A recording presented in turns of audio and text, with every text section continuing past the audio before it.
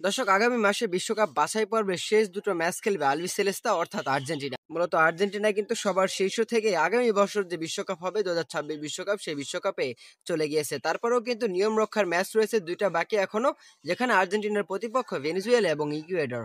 মূলত এই দুটো ম্যাচের জন্য কিন্তু গতকালকে আর্জেন্টাইন কোচ লিওনেল স্কালোনি তিনি কিন্তু ৩১ সদস্যের একটা প্রাথমিক স্কোয়াড গঠন করেছেন, যে স্কোয়াডেও কিন্তু জায়গায় পেয়েছেন লিওনেল মেসি। মূলত লিওনেল মেসির ক্ষেত্রে এই কথা বললাম কি কারণে, যে জায়গা পেয়েছেন কিনা, কেননা আপনারা অনেকেই হয়তোবা জানেন লিওনেল মেসি কিছুদিন আগে কিন্তু একটা ইনজুরিতে পড়েছিলেন ইন্টার মায়ামির হয়ে খেলতে নেমে, এবং সেই ইনজুরিতে পড়ার পর লিওনেল মেসি এই সামনের দুটো ম্যাচ খেলতে পারবে কিনা সেই সব বিষয় নিয়ে কিন্তু নানা রকম সংশয় তৈরি হয়েছিল।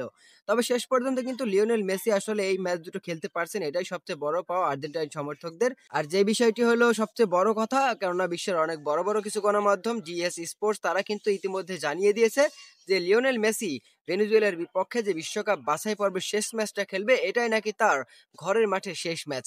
মূলত এই বিষয়ে কিন্তু আর্জেন্টাইন মহাতারকা লিওনেল মেসি তিনি কোনো কিছুই বলেন নাই, তবে বিশ্বের বড় বড় কিছু গণমাধ্যম বলছে যে লিওনেল মেসির এটাই নিজের ঘরের মাঠে শেষ ম্যাচ। অর্থাৎ ২০২৬ সালের বিশ্বকাপের পর লিওনেল মেসি আর আর্জেন্টিনা জার্সিতে খেলবেন না, এরকম সিদ্ধান্ত তিনি নিয়ে ফেলেছেন, এরকমটাই বলছে অনেক বড় বড় কিছু গণমাধ্যম। এখনো লিওনেল মেসির কাছ থেকে সঠিক তথ্যটা না পাওয়া পর্যন্ত কিন্তু এই বিষয়ে কোনো নিশ্চয়তা দেওয়া যাচ্ছে না। তার জন্য কিন্তু আর্জেন্টাইন সমর্থকেরা অনেক বেশি বলা কওয়া করছিল সোশ্যাল মিডিয়াতে যে লিওনেল মেসির শেষ ম্যাচ, লিওনেল মেসি হয়তোবা খেলতে পারবে না নিজের ঘরের মাঠে।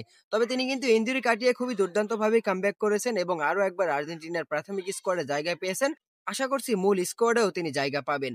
তো দর্শক, লিওনেল মেসির যদি এটাই শেষ ম্যাচ হয় নিজের ঘরের মাঠে ভেনেজুয়েলার বিপক্ষে, তাহলে আমরা চাইবো তার কাছ থেকে সবচেয়ে একটা দারুণ পারফরমেন্স।